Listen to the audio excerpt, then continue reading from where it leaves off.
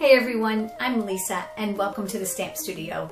For this week I've got a cute Valentine's card for you using the brand new stamp set called Would You Be Mine. I want to thank Carol Levenstein for this fabulous idea that I'm going to teach you today.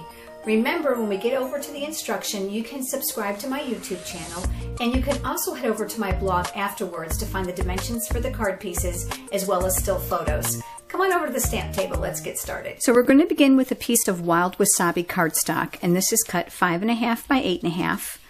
Then you'll need a piece of Whisper White, and this is cut 3 by 4.5, and a piece of basic black cut 3 1/4 by 4 3/4.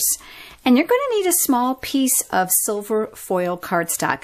2 1/4 by 2 1/4 is going to be sufficient. This is just a scrap, so it's a little bit bigger than what you're going to need. Begin by folding the wasabi cardstock in half, and as always, you know I love my bone folder. On the white cardstock, we are going to use images from the stamp set Would You Be Mine. Absolutely adorable. You know, when I saw it, I thought, oh, it's really cute, but I don't know how much I'm going to use it. Well, have I been wrong, because this is super cute.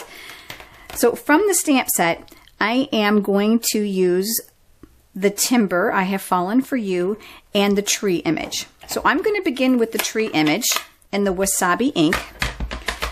And I'm inking it up, and I am going to stamp it near the bottom of my card. Now, photopolymer makes it great for you to line things up. Next is the Memento ink, and I'm taking the words and inking those up, and I'm going to stamp those directly over the top. On a piece of scrap white cardstock, you're going to use the wood slice that comes in the stamp set, and you're going to stamp that because we're going to color it and then cut it out. We are going to use blendabilities, but unlike blending them, we're actually going to use them to color because I have found the graduated tones work really well, and they don't hide the lines to give the detail of the stamp when you color. So I'm using the pink pirouette in the medium. And I like the nub end. Now, you know you're going to have to really pull these off and on because of the alcohol. You don't want them to evaporate.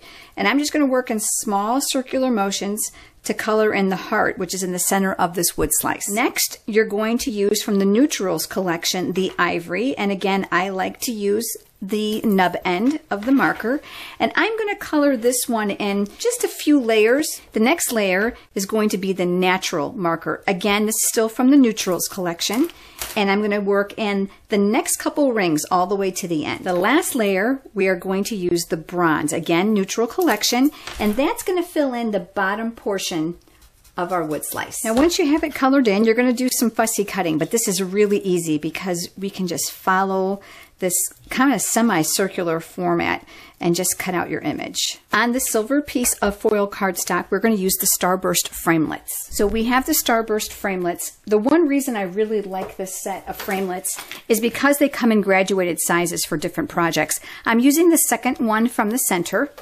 on my foil sheet. So I've got my magnetic platform, my clear mat, my framelit, of course, and my foil paper, and then my clear mat on top. And here's the beauty of the Big Shot. We're just going to crank this through. There we have our little mock saw piece. Isn't that cute? The last thing I'm going to use is the corner rounder. This is the Project Life corner rounder. You can find it in the catalog. I really love it. Just use it upside down so that you navigate properly. I found that's the easiest way.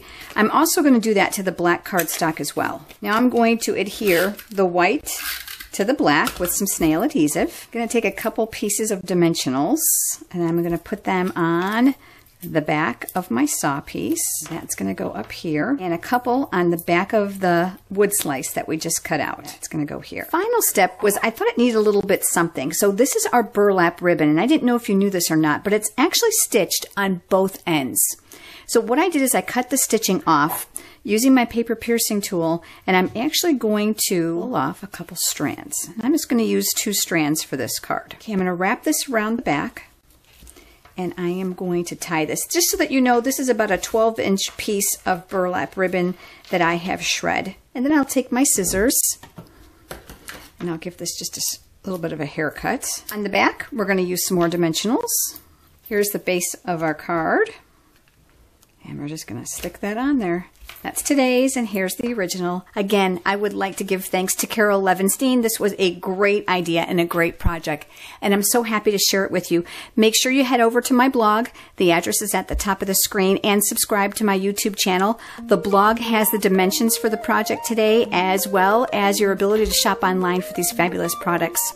Have a great day. See you next time.